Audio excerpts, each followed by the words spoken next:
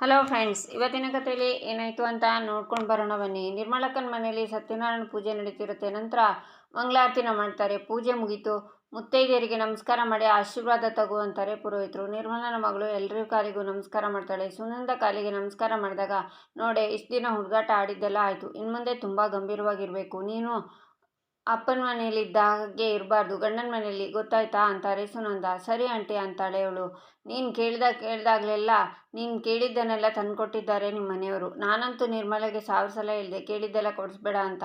ಆದರೆ ಅವಳು ಏನು ಕೇಳ್ತೀಯೋ ಎಲ್ಲ ಕೊಡಿಸ್ತಿದ್ಲು. ಇನ್ಮೇಲಾದರೂ ಅದನ್ನೆಲ್ಲ ಬಿಟ್ಟು ಬದುಕು ಅಂತಾರೆ ಸುನಂದ. ಸುನಂದಕ್ಕ, ಏನು ಮಾತಾಡ್ತಿದ್ಯಾ ನೀನು? ನನ್ನ ಮಗಳಿಗೆ ಎಲ್ಲರೂ ಸುಮ್ಮನೆ ಆಶೀರ್ವಾದ ಕೊಟ್ಟರು ತಾನೆ, ನಿಂದೇನು ಹೊಸ್ತು? ಹಾಗಿರ್ಬೇಡ ಹೀಗಿರ್ಬೇಡ ಪುರಾಣ ಉತ್ತ ಇದೆಯಾ ಅಂತಾಳೆ ನಿರ್ಮಲಾ.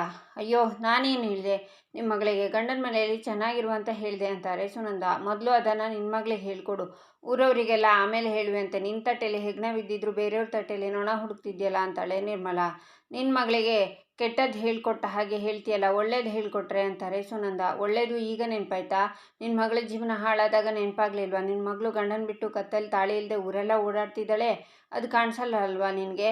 ನನ್ನ ಮಗಳಿಗೆ ಹೇಳೋಕೆ ಬಂದುಬಿಟ್ಲು ಇಲ್ಲಿಗೆ ಅಂತಾರೆ ನಿರ್ಮಲಾ. ಅದನ್ನೆಲ್ಲ ಭಾಗ್ಯ ನಿಂತ್ಕೊಂಡು ಕೇಳಿಸ್ಕೊತಿರ್ತಾಳೆ. ನಿರ್ಮಲಾ, ನಿನ್ನ ಮಗಳು ನನಗೂ ಮಗಳಿದ್ದ ಹಾಗೆ ಅಂತಾರೆ ಸುನಂದ. ಅಮ್ಮ, ಅವ್ರು ಒಳ್ಳೇದಕ್ಕೆ ತಾನೇ ಹೇಳ್ತಿರೋದು, ಯಾಕೆ ಕೋಪ ಮಾಡ್ಕೋತೀಯ ಅಂತಾಳೆ ನಿರ್ಮಲಾ ಮಗಳು. ನಿನಗೆ ಗೊತ್ತಾಗಲ್ಲ, ಸುಮ್ಮನಿರು ಅಂತಾರೆ ನಿರ್ಮಲಾ. ಅಲ್ಲ ಸುನಂದಕ್ಕ, ಒಬ್ಳು ಮಗಳು ಗಂಡನ ಬಿಟ್ಟು ಬಂದಿದ್ದಾಳೆ, ಇನ್ನೊಬ್ಬಳ ಮಗಳ ಕತೆ ಏನು?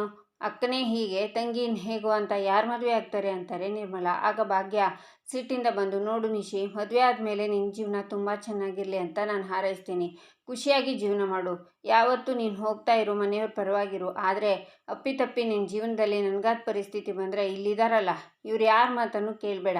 ನಿನಗೇನು ಬೇಕೋ ಆ ನಿರ್ಧಾರನೇ ತಗೋ ಅಂತಾಳೆ. ಆಗ ಶಾಕ್ನಿಂದ ಎಲ್ಲರೂ ನೋಡ್ತಾರೆ. ಈಚೆ ಮನೆಯಲ್ಲಿ ಶ್ರೇಷ್ಠ ತಾಂಡವ್ ಹತ್ರ, ತಾಂಡವ್, ನೀನು ಕನ್ನಿಕಾಗೆ ಅವಳ ಅಬಿಲಿಟಿ ಬಗ್ಗೆ ಹೇಳಿದ್ದಕ್ಕೆ ಹೇಗೆ ರಿಯಾಕ್ಟ್ ಆದ್ಲು ನೋಡು ಅಂತಾಳೆ. ಅವಳು ಹೇಗಾದರೂ ರಿಯಾಕ್ಟ್ ಮಾಡಲಿ ಶ್ರೇಷ್ಠ, ಒಟ್ಟಿನಲ್ಲಿ ಕೆಲಸ ಆದರೆ ಸಾಕು ಅಷ್ಟೇ ಅಂತಾನೆ ತಾಂಡವ್. ಆಗತ್ತೆ ಕಣೋ, ಪಕ್ಕ ಆಗೇ ಆಗುತ್ತೆ. ಕನ್ನಿಕಾ ಎಲ್ಲನೂ ಈಗೋ ಆಗಿ ತಗೊಂಡಿದ್ದಾಳೆ, ಹಾಗಾಗಿ ಪಕ್ಕ ಕೆಲಸ ಆಗೋ ಆಗುತ್ತೆ. ಭಾಗ್ಯನ ಬಿಸ್ನೆಸ್ ಅಂದರೆ ಮುಗೀತು, ಅವಳು ಏನಾದರೂ ಮಾಡೇ ಮಾಡ್ತಾಳೆ ಅಂತಾಳೆ ಶ್ರೇಷ್ಠ. ಮಾಡಬೇಕು, ಆ ಭಾಗ್ಯ ಬೀದಿಗೆ ಬೀಳಬೇಕು ಅಂತಾನೆ ತಾಂಡವ್. ನೋಡ್ತಿರು ತಾಂಡವ್, ಇಷ್ಟರಲ್ಲೇ ಆ ಭಾಗ್ಯ ಬೀದಿಗೆ ಬಿದ್ದೇ ಬೀಳ್ತಾಳೆ ಅಂತಾಳೆ ಶ್ರೇಷ್ಠ. ಅಷ್ಟಾದರೆ ಸಾಕು, ಆವಾಗ ಅಪ್ಪ ಅಮ್ಮಂಗೆ ಬುದ್ಧಿ ಬರುತ್ತೆ, ಭಾಗ್ಯನ ಕೈನಲ್ಲಿ ಏನೂ ಮಾಡೋಕ್ಕಾಗಲ್ಲ ಅನ್ನೋದು ಅವರಿಗೆ ಆವಾಗ ಅರ್ಥ ಆಗುತ್ತೆ. ಹೌದು ಶ್ರೇಷ್ಠ, ತಿಂಡಿಗೇನು ಅಂತಾನೆ ತಾಂಡವ್. ನಿನಗೋಸ್ಕರ ಒಳ್ಳೆ ರೆಸ್ಟೋರೆಂಟಿಂದ ಒಳ್ಳೆ ಫುಡ್ನ ಆರ್ಡರ್ ಮಾಡಿದ್ದೀನಿ ಅಂತಾಳೆ ಶ್ರೇಷ್ಠ. ಮತ್ತೆ ಆರ್ಡರಾ? ಆ್ಯಕ್ಚುಲಿ ಏನೂ ಬೇಡ ಬಿಡು, ಯಾಕೋ ಒಂಥರ ಹೊಟ್ಟೆ ನೋವ್ತಿದೆ, ಒಮಿಟ್ ಬೇರೆ ಬರ್ತಿದೆ ಅಂತಾನೆ ತಾಂಡವ್. ಅದು ನನಗೆ ಗೊತ್ತು ಬೇಬಿ, ಅದಕ್ಕೋಸ್ಕರ ಒಳ್ಳೆ ಕಡೆಯಿಂದನೇ ಆರ್ಡರ್ ಮಾಡಿದ್ದೀನಿ, ನೀನೇನು ತಲೆ ಕೆಡಿಸ್ಕೋಬೇಡ, ತುಂಬ ಚೆನ್ನಾಗಿರೋ ಫುಡ್ ಬರುತ್ತೆ ಅಂತಾಳೆ ಶ್ರೇಷ್ಠ. ಆಗ ಅವಳ ಫೋನ್ಗೆ ಕಾಲ್ ಬರುತ್ತೆ. ಸರಿ ಬಂದ್ರಾ, ಅಲ್ಲೇ ಇದ್ದೀರಾ ಅಂತ ಬರೋ ದಾರಿನ ಹೇಳ್ತಾಳೆ ಶ್ರೇಷ್ಠ. ಈಚೆ ನಿರ್ಮಲಾ, ಭಾಗ್ಯ ಏನು ಮಾತಾಡ್ತಿದ್ಯಾ ಅಂತಾರೆ. ನಾನು ಸರಿಯಾಗಿ ಮಾತಾಡ್ತಿದ್ದೀನಿ ನಿರ್ಮಲಕ್ಕ, ನಾನೇನಾದರೂ ತಪ್ಪು ಮಾಡ್ತಿದ್ದೀನಿ ಅಂದರೆ ದಯವಿಟ್ಟು ಕ್ಷಮಿಸ್ಬಿಡಿ. ಹೆಣ್ಮಕ್ಳು ಎಲ್ರಿಗೂ ಎಲ್ಲದಕ್ಕೂ ತುಂಬಾ ಹೊಂದ್ಕೊಂಡು ಬದುಕ್ತಾರೆ, ಎಲ್ಲಿವರೆಗೆ ಅಂದರೆ ತನ್ನತನನೇ ಮರೆಯೋವರೆಗೂ. ಆದರೆ ಅದು ಇವಳ ಜೀವನದಲ್ಲಿ ಆಗೋದು ಬೇಡ. ನಾವು ಮೊದಲು ನಮಗಾಗಿ ಬದುಕೋದನ್ನು ಕಲಿಬೇಕು, ಮಿಕ್ಕಿದ್ದೆಲ್ಲ ಆಮೇಲೆ ಅಂತಾಳೆ ಭಾಗ್ಯ, ನಿನ್ನ ಜೀವನ ಹಾಳಾಯಿತು ಅಂತ ಈಗ ನನ್ನ ಮಗಳ ಜೀವನ ಹಾಳು ಮಾಡೋಕೆ ಹೊರಟಿದ್ಯಾ ಅಂತಾಳೆ ನಿರ್ಮಲಾ.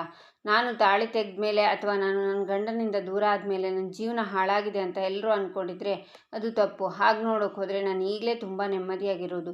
ನಿಶಿ, ನಾನು ಹೇಳಿರೋದೆಲ್ಲ ನೆನಪಲ್ಲಿಟ್ಕೋ, ನಿನ್ನ ಜೀವನ ತುಂಬ ಚೆನ್ನಾಗಿರಲಿ, ಒಳ್ಳೆಯದಾಗಲಿ, ನಡಿಯಮ್ಮ. ನಿರ್ಮಲಕ್ಕ, ಏನೇನು ಬೇಕೋ ಎಲ್ಲ ತಯಾರಿದೆ ಅಂತ ಭಾಗ್ಯ ಅಲ್ಲಿಂದ ಬರ್ತಾಳೆ. ಬರುವಾಗ ಸುನಂದ, ಭಾಗ್ಯ, ಅಲ್ಲ ಕಣೆ, ಅವ್ರ ಹತ್ರ ಹಾಗೆಲ್ಲ ಮಾತಾಡೋದು ಬೇಕಿತ್ತ ನಿನಗೆ? ಅಷ್ಟು ಜನರ ಮುಂದೆ ಗಂಡನ ಬಿಟ್ಟು ಚೆನ್ನಾಗಿ ನೆಮ್ಮದಿಯಾಗಿ ಬದುಕ್ತೀನಿ ಅಂತ ಹೇಳಿ ಬಂದಿದೆಯಲ್ಲ, ಏನು ಹೇಳಬೇಕು ನಿನಗೆ ಅಂತಾರೆ. ಅಷ್ಟಕ್ಕೂ ನಾನೇನು ಸುಳ್ಳು ಹೇಳಿಲ್ವಲ್ಲ, ಇರೋ ಸತ್ಯನೇ ಹೇಳಿದ್ದೀನಿ ಅಂತಾಳೆ ಭಾಗ್ಯ. ನೀನೇನು ಹೇಳ್ತೀಯ ಅಲ್ವಾ, ಆದರೆ ಅನುಭವಿಸಿರೋರು ಬೇರೆಯವ್ರು ತಾನೇ ಅಂತಾರೆ ಸುನಂದ. ಈಗ ನನ್ನಿಂದ ಬೇರೆಯವರು ಅನುಭವಿಸ್ತಿದ್ದಾರೆ ಏನು ಅಂತಾಳೆ ಭಾಗ್ಯ. ಯಾಕೆ, ಒಳಗಡೆ ಹೇಳಿದ್ದು ಕೇಳಿಸ್ಲಿಲ್ವ ನಿನಗೆ? ಇದೆಲ್ಲ ಯಾಕಾಯ್ತು ಹೇಳು? ನೀನು ಅಳಿಯಂದ್ರನ್ನ ಬಿಟ್ಟು ದೊಡ್ಡದಾಗಿ ಸಾಧನೆ ಮಾಡ್ತೀನಿ ಅಂತ ಹೇಳ್ತಿದ್ದೀಯಲ್ಲ, ಅದಕ್ಕೆ ನೋಡು ಅಂತ ಸುನಂದ ಅನ್ನುವಾಗ, ಅಯ್ಯೋ ಸಾಕು ನಿಲ್ಸಮ್ಮ, ಎಲ್ಲದಕ್ಕೂ ನಾನೇ ಕಾರಣ ಅನ್ನೋ ಥರ ಮಾತಾಡಬೇಡ. ಪೂಜೆನ ವಿಷಯದಲ್ಲಿ ಅವ್ರುಗಳು ಹೇಳಿರೋ ಹಾಗೆ ಏನೂ ಆಗಲ್ಲ ಅಂತಾಳೆ ಭಾಗ್ಯ. ಯಾರು ಹೇಳಿದ್ದು ಆಗಲ್ಲ ಅಂತ? ಅವ್ರು ಹೇಳಿದ ಹಾಗೆ ಆಗುತ್ತೆ. ಅಕ್ಕ ಗಂಡನ ಬಿಟ್ಟು ತಾಳಿ ತೆಗೆದು ಬದುಕ್ತಿದ್ದಾಳೆ, ಇನ್ನು ತಂಗಿ ಅವಳು ಏನೇನು ಮಾಡ್ತಾಳೆ ಅನ್ನೋ ಕೊಂಕನ ಎಷ್ಟು ಕೇಳಬೇಕೋ ಏನೋ ಅಂತಾರೆ ಸುನಂದ. ಹಾಗೆಲ್ಲ ಏನೂ ಆಗಲ್ಲ. ಪೂಜಾನ ಮದುವೆ ವಿಷಯದಲ್ಲಿ ನಾನೇ ಮುಂದೆ ನಿಂತು ಎಲ್ಲ ನಿರ್ಧಾರನೂ ತಗೋತೀನಿ. ಅವಳು ತುಂಬಾ ಚೆನ್ನಾಗಿ ಬದುಕೋ ಥರ ನಾನು ಮಾಡ್ತೀನಿ ಅಂತಾಳೆ ಭಾಗ್ಯ. ಹಾಗಂತ ನನಗೆ ಮಾತು ಕೊಡು ಅಂತ ಕೈ ಮುಂದೆ ಮಾಡ್ತಾರೆ ಸುನಂದ. ಪೂಜಾನ ಮದುವೆ ವಿಷಯದಲ್ಲಿ ಎಲ್ಲ ಜವಾಬ್ದಾರಿಗಳನ್ನು ಈ ಭಾಗ್ಯ ತಗೊಂಡು ನಿಭಾಯಿಸ್ತಾಳೆ ಸರಿನಾ ಅಂತ ಕೈ ಮೇಲೆ ಕೈ ಇಡ್ತಾಳೆ ಭಾಗ್ಯ. ಈಚೆ ಸುಂದ್ರಿ ಫೋನಲ್ಲಿ ಏನು ಹೇಳ್ತಿದ್ಯಾ ಪೂಜಾದೇವಿ ಅಂತಾಳೆ. ಹ್ಞೂ ಕಣೆ ಸುಂದ್ರಿ, ಅವನು ನನ್ನ ಕಾಲೇಜಲ್ಲಿ ಸೀನಿಯರ್ ಕಿಶನ್ ಅಂತ, ಅವನಿಗೆ ನನ್ನ ಕೆಲಸ ಕೊಟ್ಟಿರೋದು ಇವಾಗ ಅಂತಾಳೆ ಪೂಜಾ. ಕಾಲೇಜಿಗೆ ಹೋಗುವಾಗಲೇ ಅವನ್ನ ಸುಮ್ಮನೆ ಬಿಟ್ಟಿಲ್ಲ, ಇವಾಗ ಬಿಟ್ಬಿಡ್ತೀನ ಅಂತ ಹೇಳುವಾಗ ಕಿಶನ್ ಎದುರಿಗೆ ಬರ್ತಾನೆ. ಸುಂದ್ರಿ ಆಮೇಲೆ ಕಾಲ್ ಮಾಡ್ತೀನಿ ಅಂತ ಕಾಲ್ ಕಟ್ ಮಾಡ್ತಾಳೆ ಪೂಜಾ. ಏನೇ ಕೆಲಸ ಮಾಡೋದು ಬಿಟ್ಟು ಇಲ್ಲಿ ಫೋನಲ್ಲಿ ಹರಟೆ ಹೊಡಿತಿದ್ಯಾ ಅಂತಾನೆ ಕಿಶನ್. ಕೆಲಸ ಏನು ಇರಲಿಲ್ವಲ್ಲ, ಅದಕ್ಕೆ ಫೋನಲ್ಲಿ ಮಾತಾಡ್ತಿದ್ದೆ ಅಂತಾಳೆ ಪೂಜಾ. ಯಾರ ಹತ್ರ ಹೇಳ್ತಿದ್ಯಾ ಕೆಲಸ ಇಲ್ಲ ಅಂತ ಅಂತಾನೆ ಕಿಶನ್. ಇಲ್ಲೊಬ್ಬ ಡಬ್ಬ ಬಾಸ್ ಇದ್ದಾನೆ ಕಿಶನ್ ಅಂತ, ಅವ್ರ ಹತ್ರ ಹೇಳ್ತಿದ್ದೀನಿ ಅಂತಾಳೆ ಪೂಜಾ. ನಾನು ನಿನಗೆ ಕೆಲಸ ಕೊಡ್ತೀನಿ ಬಾ ಅಂತ. ಎಲ್ಲಿ ನೀನು ಫೋನ್ ತೆಗೆ, ನಾನು ಹೇಳೋದನ್ನೆಲ್ಲ ಲೀಸ್ಟ್ ಮಾಡು, ಆರ್ಡ್ರ್ ಮಾಡು ಅಂತಾನೆ ಕಿಶನ್. ಒಂದು ಪಿಜ್ಜಾ ಬರ್ಗರ್ ಅಂತ ಎಲ್ಲ ಹೇಳಿ ಆರ್ಡ್ರ್ ಮಾಡು, ನಾನು ನಿನ್ನ ಬಾಸ್, ನನಗೆ ನಮಸ್ಕಾರ ಮಾಡೋದನ್ನು ಕಲ್ತ್ಕೊ ಅಂತ ಹೋಗ್ತಾನೆ ಕಿಶನ್. ಈಚೆ ತಾಂಡವ್ ಹೊಟ್ಟೆ ನೋವು ತಡೆಯೋಕ್ಕಾಗಲ್ಲ ಅಂತಾನೆ. ಈ ಫುಡ್ ನಿನಗೆ ಇಷ್ಟ ಆಗುತ್ತೆ ತಿನ್ನು ಅಂತ ಬಡಿಸ್ತಾಳೆ ಶ್ರೇಷ್ಠ. ತಾಂಡವ್ ಒಂದು ಸ್ಪೂನ್ ತಿಂದ ಕೂಡಲೇ ವಾಮಿಟ್ ಮಾಡೋಕ್ಕೆ ಶುರು ಮಾಡ್ತಾನೆ. ಬಾ ತಾಂಡವ್, ನಿನ್ನೆಯಿಂದನೂ ವಾಮಿಟ್ ಮಾಡ್ತಾನೆ ಇದೆಯಾ, ಫ್ಯಾಮಿಲಿ ಡಾಕ್ಟರ್ ಹತ್ರ ಹೋಗೋಣ ಅಂತಾಳೆ ಶ್ರೇಷ್ಠ. ಈಚೆ ಕಿಶನ್ ಜಿಮ್ಮಲ್ಲಿ ಅಡ್ವೈಸ್ ಮಾಡ್ತಿರ್ತಾನೆ. ಆಗ ಪೂಜಾ ಬಂದು ನಮಸ್ಕಾರ ಬಾಸ್ ಅಂತಾಳೆ. ಏನಾಗಬೇಕಾಗಿತ್ತು ಅಂತಾನೆ ಕಿಶನ್. ಏನಿಲ್ಲ, ನಮಸ್ಕಾರ ಮಾಡೋಣ ಅಂತ ಬಂದೆ ಅಂತಾಳೆ ಪೂಜಾ. ಹೋಗಿಲ್ಲಿಂದ ಅಂತಾನೆ ಕಿಶನ್. ಈಚೆ ಧರ್ಮರಾಜ್ ಕುಸುಮ, ಏನು ಮಾಡ್ತಿದ್ಯಾ, ತಡ ಆಗ್ತಿದ್ಯಾ, ಆಮೇಲೆ ಡಾಕ್ಟ್ರು ಹೊರಟ್ಬಿಡ್ತಾರೆ ಅಂತಾರೆ. ಬಂದೆ ನಡೀರಿ ಹೊರಡೋಣ ಅಂತ ಹೊರಡುವಾಗ ಸುನಂದ ಭಾಗ್ಯ ಬರ್ತಾರೆ. ಭಾಗ್ಯ, ಬಂದ್ಯಾ, ಊಟದ ಆರ್ಡ್ರ್ ಬಂದಿದೆ, ಎಲ್ಲ ಬೇಗ ಮಾಡು ಅಂತಾರೆ ಕುಸುಮ. ಸರಿ ಅತ್ತೆ ಅಂತಾಳೆ ಭಾಗ್ಯ. ಮಗಳೇ, ಯಾರ್ಯಾರದ್ದು ಆರ್ಡ್ರ್ ಬಂದಿದೆ ಅನ್ನೋದೆಲ್ಲ ಇದರಲ್ಲಿ ಫೋನ್ ನಂಬರ್ ಇದೆ ಅಂತ ಅದನ್ನು ಕೊಡ್ತಾರೆ ಧರ್ಮರಾಜ್. ಭಾಗ್ಯ, ನಿಮ್ಮ ಮಾವನ ಮಾತ್ರೆನೂ ಖಾಲಿಯಾಗಿದೆ, ಒಂದು ಚೆಕಪ್ ಇದೆ, ಡಾಕ್ಟ್ರ್ ಹತ್ರ ಹೋಗಿ ಬರ್ತೀವಿ ಅಂತಾರೆ ಕುಸುಮ. ಸರಿ ಅತ್ತೆ, ಹುಷಾರಾಗಿ ಹೋಗಿ ಬನ್ನಿ ಅಂತಾಳೆ ಭಾಗ್ಯ. ಸುನಂದವ್ರು ಯಾಕೆ ಬೇಜಾರಲ್ಲಿದ್ದಾರೆ ಅಂತಾರೆ ಧರ್ಮರಾಜ್. ನೀವು ಸುನಂದನ ಏನೂ ಕೇಳೋಕೆ ಹೋಗಬೇಡಿ, ಕೇಳಿದರೆ ಮತ್ತೆ ಅದೇ ಶುರು ಮಾಡ್ತಾರೆ. ನನ್ನ ಮಗಳ ಜೀವನ ಹಾಳಾಗೋಗಿದೆ, ತಾಂಡವ್ ಬಿಟ್ಟಿದ್ದು ಎಲ್ಲ ಹಾಳಾಗೋಯ್ತು, ಹಾಗೆ ಹೀಗೆ ಅಂತ. ನನಗೆ ಇದೆಲ್ಲ ಕೇಳ್ಕೊಂಡು ಕೂರುವಷ್ಟು ತಾಳ್ಮೆ ಇಲ್ಲ, ನಡೀರಿ ಅಂತ ಕುಸುಮ ಹೋಗುವಾಗ, ನಡೀರಿ ನಿಮಗೆ ನಾನೇನು ಮಾತಾಡಿದ್ರು ತಮಾಷೆ ಅನ್ಸುತ್ತಲ್ವಾ ಅಂತಾರೆ ಸುನಂದ. ಅಮ್ಮ, ಮತ್ತೆ ಅದನ್ನೇ ಶುರು ಮಾಡ್ಕೋಬೇಡ ಅಂತಾಳೆ ಭಾಗ್ಯ.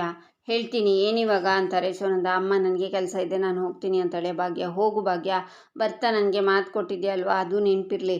ಪೂಜಾನ ಮದುವೆ ಜವಾಬ್ದಾರಿನ ನೀನು ತಗೋತೀಯ ಅಂದಿದ್ದೆ, ಅದನ್ನು ಮರೆತರೆ ನಾನೇನು ಮಾಡ್ತೀನೋ ನನಗೆ ಗೊತ್ತಿಲ್ಲ ಅಂತಾರೆ ಸುನಂದ. ಆಗ ಭಾಗ್ಯ ಅಡುಗೆ ಮಾಡೋಕ್ಕೆ ಹೋಗ್ತಾಳೆ. ಇಲ್ಲಿಗೆ ಈ ಸಂಚಿಕೆ ಮುಕ್ತಾಯವಾಗುತ್ತೆ. ಮುಂದಿನ ಸಂಚಿಕೆಗಾಗಿ ನಮ್ಮ ಚಾನಲನ್ನು ನೋಡಿ ಸಬ್ಸ್ಕ್ರೈಬ್ ಮಾಡಿ, ಲೈಕ್ ಮಾಡಿ, ಶೇರ್ ಮಾಡೋದನ್ನು ಮರಿಬೇಡಿ.